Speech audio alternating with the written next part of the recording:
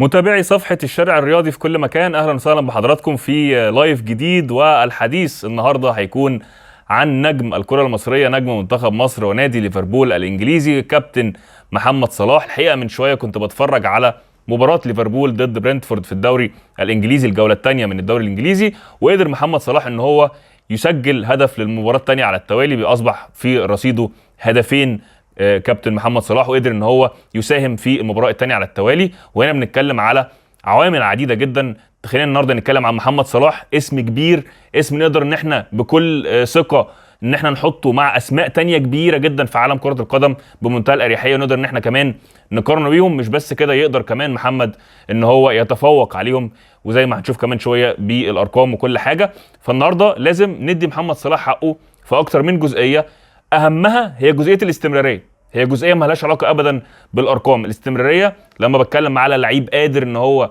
يستمر في التالق على مدار 9 مواسم في اقوى بطولات كره القدم على مستوى العالم، هي الدوري الانجليزي، المسابقه اللي معروفه بالقوه، المسابقه اللي معروفه بتقارب المستويات، المسابقه اللي معروفه بان هي بتضم اكبر نجوم على مستوى العالم. النهارده محمد صلاح للموسم التاسع على التوالي من وقت انضمامه ليفربول، من وقت ما جه من روما في موسم 2017-2018، وكان بقى مع روما، والكلام اللي كان بيتقال انه الفينش بتاع صلاح مش كويس، ان صلاح مكانه مش كويس او مركزه مش كويس، او ان صلاح ما يقدرش ان هو يفنش الهجمات بشكل جيد. كل ده كلام اتقال وقت روما، واتقال الحقيقه طبعا كمان عن تاثير سباليتي المدرب اللي كان موجود مع روما وقتها، وان ازاي ان هو قدر ان هو يغير من بروفايل محمد صلاح، يخليه اشرس على الجون او يخلي الفينش بتاعه افضل وافضل. لما راح ليفربول تحول محمد صلاح الى نسخه اشرس كمان على الجون، ونسخه مرعبه من حيث الارقام ومن حيث عدد الاهداف. ده محمد صلاح والاستمراريه اللي بتكلم عليها، لان دي عامل مهم جدا. النهارده الناس كلها بتتكلم على حاجه واحده بس، الاعلام الانجليزي كله بيتكلم على حاجه واحده بس: ازاي بيب جوارديولا بيقدر ان هو يجدد الدوافع عند لعيبته، ان هم للموسم الرابع على التوالي بياخدوا الدوري الانجليزي، وبيلعبوا كمان في الموسم الخامس، وقدروا ان هم يفوزوا في اول مباراتين، سواء على تشيلسي في المباراه الاولى او سواء على ابزويتش تاون في المباراه الثانيه. هنا الناس كلها بتقول لك خلاص الراجل جاب اخره، دايما يقول لك خلاص الراجل ده مش هيعمل حاجه تاني او مش هيقدم حاجه تاني او ما بقاش عنده افكار جديده يقدمها. ليه الناس مشغوله بالنقطه دي؟ لان هي نقطه مهمه جدا في اي عنصر او اي نجاح، دايما هيبقى فيه الاستمراريه. النهارده لو بصنع محتوى، النهارده لو انا شغال في اي مجال، شغال في العقارات، شغال في الهندسه، شغال في الطب، دايما الاستمراريه وان انا اتعلم من اخطائي وان انا اطور من نفسي، ده العامل رقم واحد في اي نجاح. عشان كده لازم ادي محمد صلاح حقه في الحته دي، لان هو الاستمراريه مرعبه الحقيقه. لان انا بشوف وعاصرت ناس، شفت لعيبه مثلا في الدوري المصري مثلا بتبقى متالقه جدا في انديه منتصف الجدول، ماشي، مع كامل الاحترام طبعا لكل الانديه، لكن لما مجرد ان اللعيب ده بيروح الاهلي او بيمضي في الزمالك، خلاص اللعيب ده في نماذج كتيره جدا كانت في انديه منتصف الجدول، وبعدين لما انتقلت للاهلي او الزمالك خلاص المسيره بتاعت اللعيبه دي تراجعت بشكل كبير. فهنا يعني خلاص بقى اللعيب بيشوف نفسه، بيحس بنوع من انواع الغرور. لا، ما شاء الله عند محمد صلاح الراجل ما بيشبعش من الاهداف، ما بيشبعش من التالق، دايما متواجد في كل القوائم التهديفيه، ومسيره ناجحه جدا. بتكلم على 9 مواسم. صلاح كان جاي من روما ب 42 مليون في وقتها، طبعا كان رقم كبير جدا. النهارده صلاح قياسا الى عامل السن وعوامل كتيره تانية، لكن قيمته السوقيه ما زالت على موقع ترانسفير ماركت مقدره ب 55 مليون دولار، وهنا رقم برضو كبير. ده ناهيك عن العروض السعوديه اصلا اللي هي بتتجاوز الرقم ده بكتير جدا، وهنتكلم برضو عليها كمان شويه. تعالى نغوص كده مع بعض شويه في ارقام محمد صلاح الكتيره اللي مهما اتكلمنا فيها مش هنوفيها حقها. بيتكلم على صلاح لعب مع ليفربول في الدوري الانجليزي 265 مباراه، 265 ماتش في الدوري الانجليزي، 252 مع ليفربول، و13 مباراه مع تشيلسي. سجل كام؟ سجل 159 هدف بالهدف بتاع النهارده ضد برنتفورد، وعنده 70 اسيست. صلاح المعدل التهديفي بتاعه بيصل الى 6 من 10 هدف في المباراه الواحده، وده رابع اعلى معدل في تاريخ لاعبي الدوري الانجليزي اللي تخطت اهدافهم 100 هدف. الهداف التاريخي لفريق ليفربول بفرق كبير عن الاساطير روبي فاولر، جيرارد، مايكل اوين، سواريز، والرقم ده تحديدا حققه لما سجل في مانشستر يونايتد المباراه الشهيره اللي خلصت 7-0. وبمناسبه مانشستر، فصلاح هو اول لاعب يسجل في 5 مباريات متتاليه على ملعب اولد ترافورد. طبعا مباراه دايما ديربي، ودايما تبقى مليانه اثاره ومليانه حماس بين الفريقين، ما بين مانشستر يونايتد وما بين ليفربول. بتتكلم على الهداف التاريخي للبريمير ليج المسابقه الاعظم اللي كنا بنتكلم عليها في اول اللايف، الهداف التاريخي للبريمير ليج بالقدم اليسرى، متخطيا رايان جيجز اسطوره اليونايتد، متخطيا روبن فان بيرسي. كسب مع ليفربول الدوري الانجليزي، دوري ابطال اوروبا، كاس العالم للانديه، سوبر اوروبي، كل ده وهو بينافس مع ليفربول في حقبه مسيطر فيها بيب جوارديولا ومانشستر سيتي على كل شيء. يعني خسروا مرتين الدوري فرق نقطه، فاينل شامبيونز ليج مرتين قدام ريال مدريد، المره اللي اتصاب فيها صلاح قدام راموس، والمره الثانيه اللي اتغلبوا 1-0 وكان صلاح قدم مباراه هايله. يعني انا بتكلم ان الارقام دي كان ممكن يبقى 3 دوري انجليزي، 3 دوري ابطال، لكن رغم المنافسه الشرسه صلاح هو معاه دوري انجليزي، كسب دوري الابطال، سجل في نهائي دوري الابطال ضد توتنهام، اكتر لاعب افريقي تسجيل الاهداف في تاريخ الدوري الانجليزي، اكتر لاعب افريقي يصنع اهداف في تاريخ الدوري الانجليزي، اكتر لاعب في تاريخ ليفربول ساهم في اهداف على ملعب انفيلد، والهداف التاريخي طبعا لنادي ليفربول في دوري ابطال اوروبا، واول لاعب في تاريخ ليفربول يسجل في اول 6 مباريات في الدوري على ملعب انفيلد، واول لاعب يسجل اكتر من 20 هدف في جميع المسابقات في 7 مواسم متتاليه.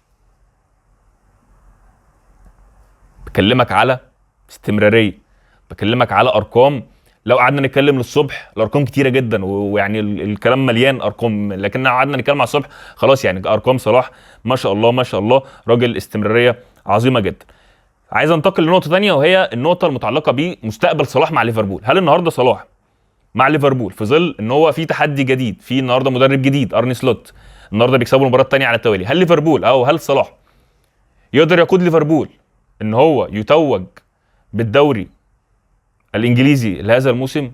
طبعا اسئله كثيره وتساؤلات كتير، خاصه في ظل ان انت زي ما اتكلمنا انت بتنافس في حقبه مسيطر فيها بيب جوارديولا، راجل يعني ما شاء الله، يعني راجل رهيب على مستوى الافكار التكتيكيه، على مستوى الابداع، على مستوى خلق الدافع عند لعيبته، على مستوى الجوده كمان في تنفيذ الافكار دي على ارض الملعب. هالاند، دي بروينا، برناردو سيلفا، فودن، افضل لاعب شاب في انجلترا، اسماء كبيره، اسماء تقيله، رودري طبعا. يعني مهما تعد في النجوم مانشستر سيتي منافسه بتبقى صعبه جدا، استمراريه برضو مدهشه. النهارده بتتكلم على منافسه من فرقه تانية زي ارسنال مثلا على سبيل المثال. ما هو ارسنال النهارده بقى لهم 2 أو 3 مع ارتيتا بيبنوا في المشروع الجيل، وكل سنه يضيف صفقه او صفقتين بتكمل الهيكل الخارجي للمشروع بتاعه. وبالتالي النهارده عندي منافسه مع السيتي، عندي منافسه مع ارسنال بجيل ارتيتا التاريخي، عندي منافسه مع فرقه برضو زي تشيلسي اللي بدات النهارده يعني بدات تنطق او بدات تقول، يعني خسروا اول مباراه قدام السيتي لكن النهارده بيفوزوا على وولفرهامبتون ب6 اهداف. توتنهام هو كمان كشر عن انيابه وقدر ان هو يفوز على ايفرتون برباعيه. بكلمك على منافسه، بكلمك على فرقه زي برايتون، فرقه صاعده معاهم اصغر مدرب في تاريخ البريمير ليج اللي هو فابيان هوزلر، راجل عنده 31 سنه.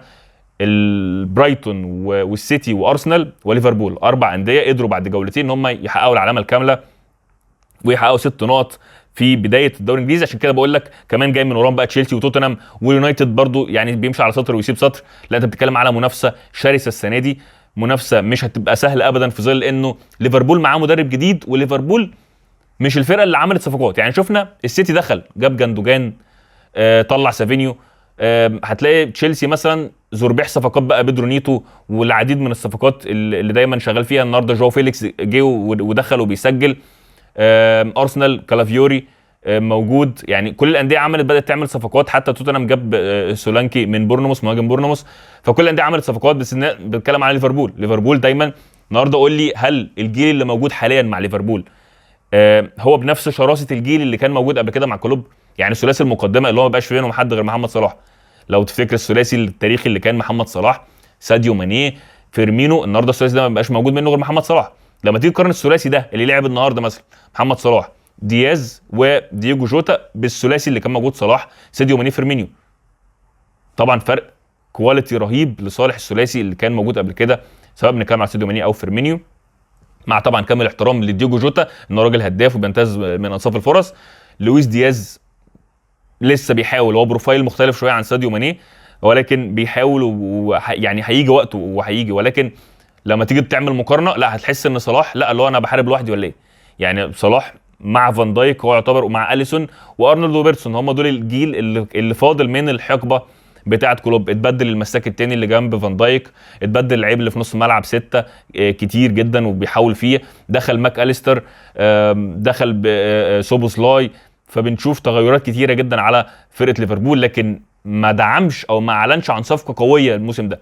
هل دي رغبه المدرب ولا لا؟ يعني امر تاني، لكن بقول لك المنافسه السنه دي هتبقى صعبه جدا. تعال نروح على محور تاني، وهو محور عقد صلاح، تجديد صلاح. هل صلاح هنشوف ان هو بيجدد مع ليفربول، ولا صلاح هنشوف ان هو خلاص بياخد قرار ان هو مش هيكمل مع ليفربول او مش هيكمل في الدوري الانجليزي؟ صلاح عقده بيخلص اخر السنه دي، يعني في صيف 2025 صلاح هيكون عقده انتهى مع ليفربول. هل صلاح هيجدد مع ليفربول؟ هل ليفربول مهتم ان هو يبدا يقوم الفرقه تاني، ان عندك اكتر من نجم في الفرقه هيخلص عقدهم السنه دي زي صلاح وزي المدافع اللي اتكلمنا عنه فان دايك، اتنين من كباتن الفرقه؟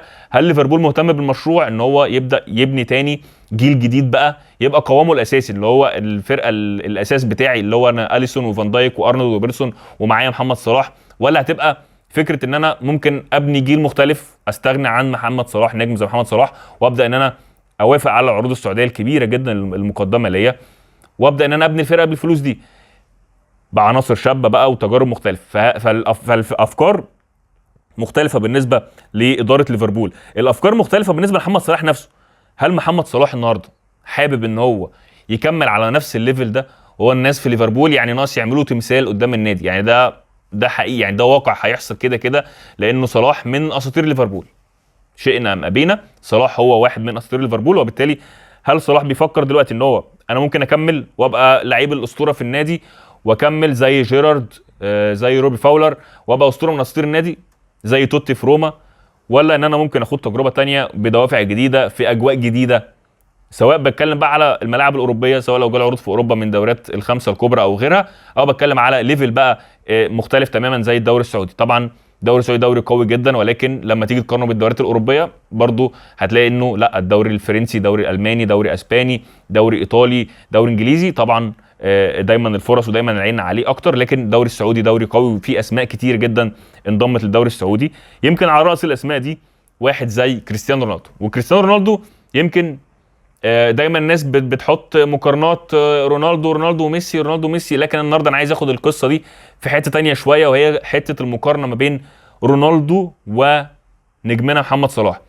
وعشان بس قبل ما تفهم السياق يعني غلط او لا يا رونالدو ايه ومش عارف صلاح وبتاع، خلينا نقول ان احنا هنخلي المقارنه دي محصوره بس على مستوى الدوري الانجليزي، المسيره في الدوري الانجليزي. هل مسيره صلاح في الدوري الانجليزي بالارقام اللي اتكلمنا عليها من شويه افضل من المسيره الخاصه بكريستيانو رونالدو مع مانشستر يونايتد الدوري الانجليزي؟ لانه رونالدو لعب مرتين مع مانشستر يونايتد، المره الاولانيه لحد 2008 2009 لما راح ريال مدريد، وبعدين رجع تاني لعب موسم ونص تقريبا. فرونالدو لعب في الدوري الانجليزي كام ماتش؟ 236 ماتش، 236، يعني رقم برضو قريب من الرقم اللي لعبه صلاح. سجل 103 صلاح بتكلم على 160، صنع 39 صلاح بتكلم على صناعه 70 هدف. فرديا واضح ان في تفوق في الارقام، يعني الارقام دي حاجه لا تقبل الجدال، ده فرديا ارقامه اعلى من ده.